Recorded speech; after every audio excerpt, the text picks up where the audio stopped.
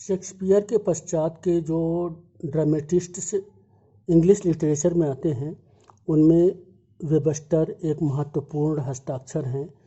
Webster के जो play हैं उनके दो प्ले प्रसिद्ध हैं। वे रेवेंज प्ले जैसे हैं, उनमें एलिजाबेथन परंपरा का पालन होता है, लेकिन उनकी अपनी विशिष्ट उनके गुण भी हैं, उनके अपने विशिष्ट कैरेक्टरिस्टिक्स हैं और उन्होंने अपनी खास पहचान बनाई हुई है। वेबस्टर के प्ले में से एक play the duchess of Malfi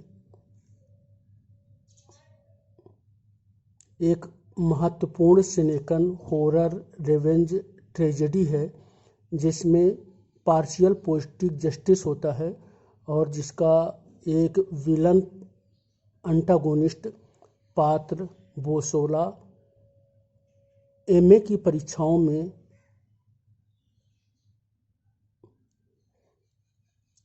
चरित्र चित्रण के लिए डचेस की ही तरह बहुत बार पूछा गया है। तो यहाँ पर आज हम डचेस ऑफ माल्फी की संक्षिप्त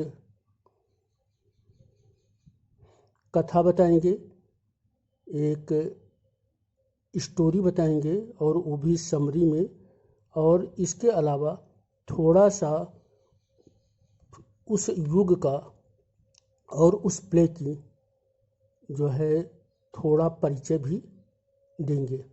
तो शुरुआत करते हैं the duchess of Malfi. The duchess of Malfi, John Webster 1580 to 1634, 1613-1614. The Duchess of Malfi was written. It was revised in 1617 to 1622 and it was published in 1623. यानी द डचेस ऑफ माल्फी 1613-14 में लिखा गया था, 17 से 22 तक इसको revise करा गया और ये अंततः 1623 में प्रकाशित हुआ। Webster is a Jacobean playwright, यानी वेबस्टर जो है जैकोबियन प्लेराइट हैं। एलिजाबेथ की 1603 में डेथ होती है और जेम्स फर्स्ट ब्रिटेन का सम्राट बनता है, इंग्लैंड का सम्राट बनता है। तो जेम्स 63 to 65 1603 से 1625, 1603 to 1625 तक का जो समय अवधि है उसे जैकोबियन पीरियड बोलते हैं। तो जैसे शेक्सपियर के कुछ ट्रेजेडीज हैं, शेक्सपियर के लास्ट फेज के सारे रोमांसेज हैं, वे जैकोबियन हैं। वैसे जो वेबस्टर का द राइवल है और द डचेस ऑफ माल्फी है वो जैकोबियन है।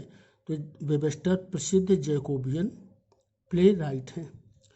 इनकी जो द डचेस ऑफ माल्फी है हॉरर ट्रेजेडी है, बहुत इसमें मर्डर है, सीन हैं, बहुत ही हत्याएं हुई हैं और आतंकित करने वाली घटनाएं हैं। हॉरर ट्रेजेडी रेवेंज थीम है, यानी कि इसमें जैसे किड का स्पेनिश ट्रेजेडी थी, जैसे विलियम शेक्सपियर का हैमलेट था, तो इसमें भी एक बदला लेने वाली थीम है। इसमें भी बदला लिया जाता है। तो ये रेवेंज ट्रेजेडी है रोमन राइटर सेनेका के ढंग से। तो this is also a revenge tragedy, it's a theme is revenge. Melodramatic है, मेलोड्रामा है, सेंसेशनल है।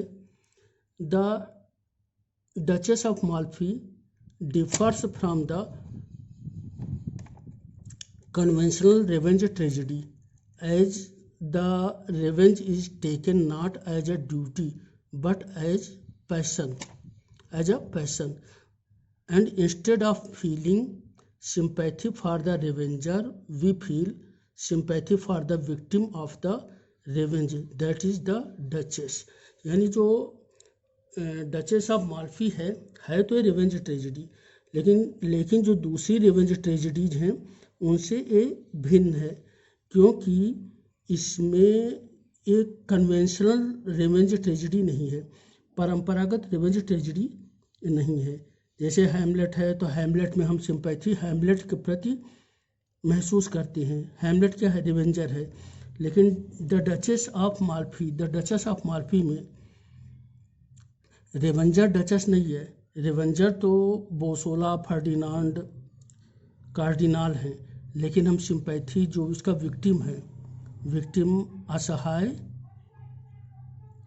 डचेस है जो पीड़ित है, तो पीड़ित के प्रति हम सिंपैथी महसूस करते हैं, सहानुभूति महसूस करते हैं।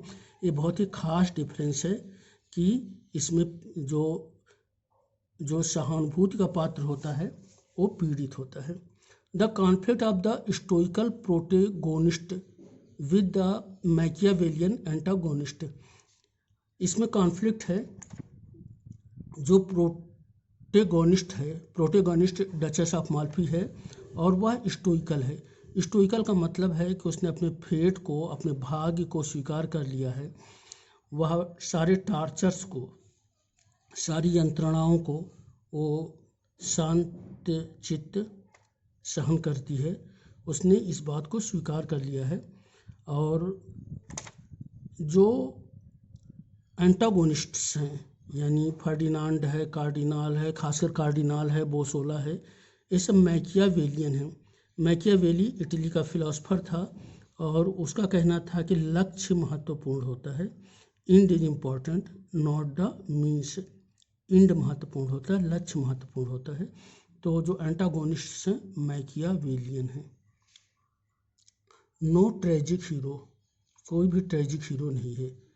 वेबस्टेरियन ट्रेजेडी, ये वेबस्टेरियन ट्रेजेडी है। Bosola the Machiavellian villain, Webster's malcontent, innocence may be destroyed but vice does not go unpunished. Innocence may be destroyed but vice does not go unpunished। इस ट्रेजेडी की ये बहुत ही खास बात है कि इसमें ये स्पष्ट दिखता है कि इनोसेंस जो है, जो निर्दोषता है, वो समाप्त हो गई है। लेकिन जो वाइस है, जो दुष्टता है, जो पाप है, वो भी दंडित हुआ है, उसे भी दंड मिला है। ऐसा नहीं हुआ है कि वाइस अनपनिश्ड चली गई हो। पॉलिटिकल जस्टिस पूरी तौर पर नहीं हुआ है, लेकिन आंशिक तौर पर पॉलिटिकल जस्टिस हुआ है। तो इनोसेंस डिस्ट्रॉय हुई है, लेकिन वाइस जो है वो अनपनिश्ड नहीं गया है। अब डचेस ऑफ माल्फी की कहानी पर आते हैं। इसकी जो स्टोरी लाइन है, उसके कुछ प्रमुख बिंदु को हम देखते हैं। आए देखें। Outline story. The duchess of Malfi is a young window. जो डचेस ऑफ माल्फी है वो एक यंग विडो है। उसके दो भाई हैं, एक कार्डिनल है और दूसरा फर्डिनांड है। She has two brothers, Ferdinand the Duke of Calabria and Cardinal. तो उसके दो भाई हैं, फर्डिनांड है जो कैलेब्रिया का ड्यूक है और कार्डिनल है। Her brother the cardinal and Duke Ferdinand warn her against a second marriage, especially one with a person of low birth। इसका एक महत्वपूर्ण थीम है कि इसके जो भाई हैं, यानी जो फर्डिनांड है और जो कार्डिनल है, वो इसको वार्न करते हैं कि वो दूसरी शादी नहीं करेगी और कम से कम अपने स्तर से नीचे की शादी तो बिल्कुल नहीं करेगी। और ये उसकी प्रॉपर्टी के लिए भी होता है, क्योंकि वो दूसरी शादी कर लेगी तो प्रॉपर्टी इन दोनों भाइयों के हाथ से चली जाएगी। और दूसरा एक जैसे अपने यहाँ ये होता है कि ऊंचा है नीचा है, तो वो ड्यूक डचस है और वो अपने नीचे से शादी नहीं कर सकती है। डचस यंग है, बहुत ही ब्यूटीफुल है और विडो है।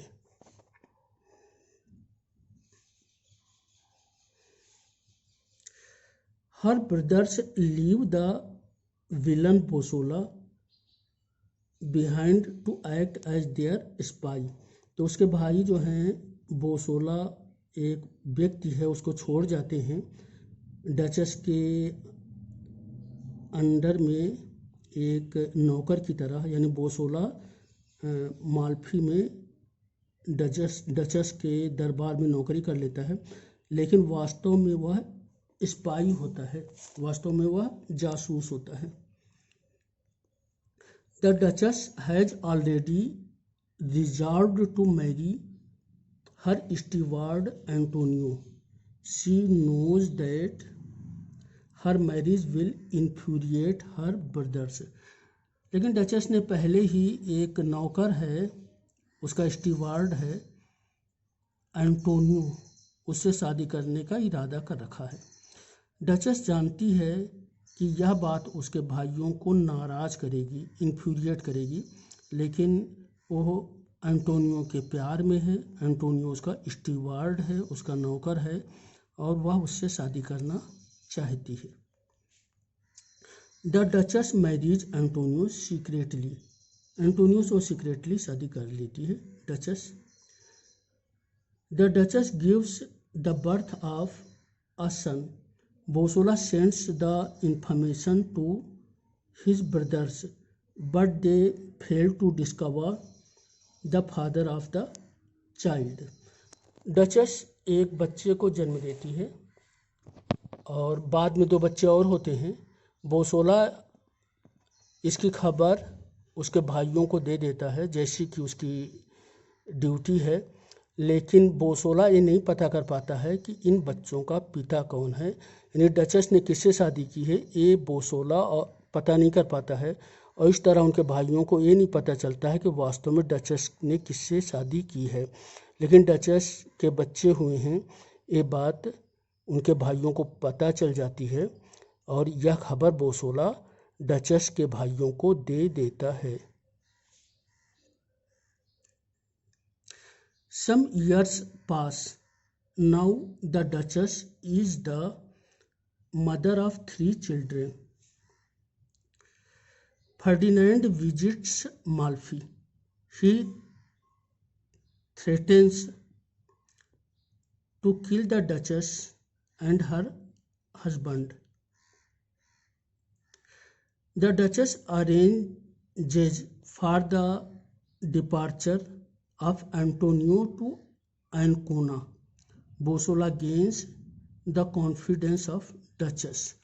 तो उसका भाई फर्डिनांड आता है और वह एक नकली चाबी से डचस के घर में घुस जाता है।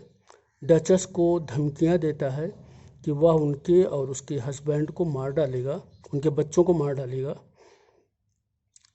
तो डचस डर जाती है और वो योजना बनाती है कि उसे भाग जाना चाहिए। तो वह अपने जो एंटोनियो था, जो उसका स्टीवार्ड था, उसको बर्खास्त कर देती है। बोसोला को शक है कि एंटोनियो डचस का हस्बैंड हो सकता है, तो बोसोला एंटोनियो की दरबार में तारीफ करता है।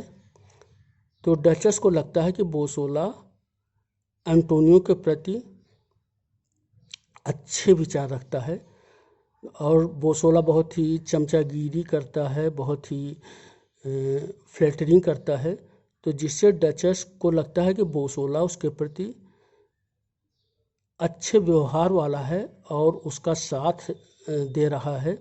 तो वो यहाँ पर एक बहुत बड़ी गलती करती है, वो बोसोला को सारी बात सच्ची सच्ची बता देती है और बोसोला इस तरह उसके कॉन्फिडेंस में आ जाता है। और यहाँ ये सारी जानकारी यानी डचस बता देती है कि उसने बोसोला को देश से बाहर निकाल दिया है, एंकोना भेज दिया है अपने बड़े लड़के के साथ, और उसके बाद वो खुद भी चली जाएगी। तो डचेस ये सारी जानकारी उसके भाइयों तक पहुंचा देता है।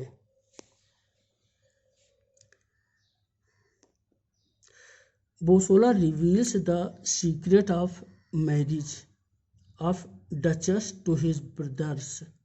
Bosola also reveals the escape of Antonio.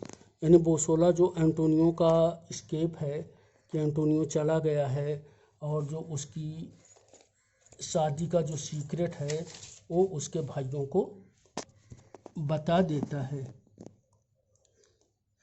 The duchess sends away Antonio and her eldest son to Milan.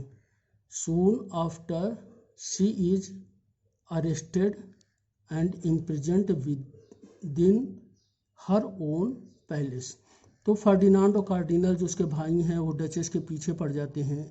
तो डचेस अपने हस्बैंड को एनकोना से अपने बड़े लड़के के साथ मिलान भेज देती है और इसके भाई जो हैं डचेस को इसी के घर में अरेस्ट कर लेते हैं। The duchess is tortured horribly. अब डचेस को बहुत ही टॉर्चर किया जाता है, उसके जेल में पागल भेजे जाते हैं। उसकी जो अटेंडेंट है, जो कैरियोला है, जो उसकी दासी है, उसकी भी निर्मम हत्या की जाती है और डचेस को सोने नहीं दिया जाता है। मोम के पुतले दिखाए जाते हैं जो कि उसके लड़कों के हैं, उसके हस्बैंड के हैं और ये बताया जाता है कि उनको मार डाला गया है। तो डचेस को भावनात्मक रूप से और बहुत ही टॉर्चर किया जाता है। The duchess is informed that her children and husband are killed. The information is false. Now the duchess wants to die. अब डचेस मर जाना चाहती है, यही स्टोइकल है। Bosola tells the duchess that she will die by strangling, यानी उसका गला घोंट दिया जाएगा। When she is strangled she says with unflinching courage, pull and pull strongly for your able strength, must pull down haven upon me, pull and pull strongly for your able strength must pull down heaven upon me. When Ferdinand sees her dead sister, he cannot bear the sight of his sister's dead face and becomes mad. यानी जब Ferdinand जो है, जो इसका भाई है, जब उसको मरा हुआ देखता है तो वो बर्दाश्त नहीं कर पाता है अपनी मृत बहन के चेहरे को देख करके और वो पागल हो जाता है। यानी उसके अंदर इतना गिल्ट, इतना अपराध, इतना दोष की भावना पैदा होती है कि फर्डिनांड पागल हो जाता है और वो चिल्ला पड़ता है, cover her face mine eyes dazzle she died young. Cover her face mine eyes dazzle she died young. तो फर्डिनांड पागल हो जाता है और वो चिल्लाता है कि उसके चेहरे को ढक दो, मेरी आंखें चकाचौंध हो रही हैं और वो यंग है, मर गई है। Cover her face my eyes dazzle she died young. Ferdinand refuses reward Bosola. Cardinal also refuses. Bosola decides to take revenge upon the two brothers. अब बोसोला इनाम लेने जाता है तो फर्डिनांड मना कर देता है। वो कहता है तुमने मेरी बहन को मार डाला है तो तुम्हें तो सज़ा मिलेगी। कार्डिनल बहुत ही दुष्ट होता है, वो नहीं पैसा देता है। तो अब बोसोला को बहुत ही धक्का पहुंचता है कि इतने पाप जिसके कारण किए उसे पैसा भी नहीं मिला। तो अब वो इन दो भाइयों से बदला लेता है। Bosola fatally wounds Antonio taking him to be the Cardinal. तो बोसोला कार्डिनल के महल में घुस जाता है रात को और तभी एंटोनियो आता है। वो कार्डिनल से सुलह समझौता करना चाहता है। बोसोला को लगता है कि एंटोनियो कार्डिनल है तो कार्डिनल के धोखे में एंटोनियो को घायल कर देता है। Then the cardinal arrives and Bosola stabs him, तभी कार्डिनल आ जाता है, बोसोला कार्डिनल को भी मार देता है। And Ferdinand comes and he stabs Bosola and Bosola stabs him, तभी पागल फर्डिनांड आ जाता है, तो बोसोला फर्डिनांड को छुरा मार देता है और फर्डिनांड बोसोला को तलवार मार देता है। दोनों एक दूसरे को तलवार मार देते हैं, स्टैब कर देते हैं। The eldest son of the duchess is to inherit the state of Malfi, और लास्ट में ये होता है कि जो डचेस का जो बड़ा लड़का है, उसके दोनों लड़के तो छोटे वाले मार दिए गए हैं, लेकिन बड़ा लड़का वो राज्य का माल्फी का शासक बनेगा। पार्शियल जस्टिस, अब इसमें पूरी तौर पर जस्टिस नहीं होती है, क्योंकि डचेस तो अपराधी नहीं है, एंटोनियो भी अपराधी नहीं है, इनको क्यों मारा गया, तो जस्टिस पूरी तौर पर नहीं होता है। लेकिन जो अपराधी हैं, फर्डिनांड है, कार्डिनाल है, बोसोला है, उनको उद्देश्य में सफलता नहीं मिलती है, उनको भी इसका फल मिलता है, उनकी भी हत्या होती है, तो आंशिक जस्टिस मिला है, partial justice. Partial justice, there is no poetic justice for the innocent and the virtuous also suffer and are destroyed. तो ये डचेस ऑफ माल्फी की कहानी थी। इसके अभी और पार्ट्स प्रस्तुत किए जाएंगे। आपने इतने ध्यान से इसे सुना, थैंक यू।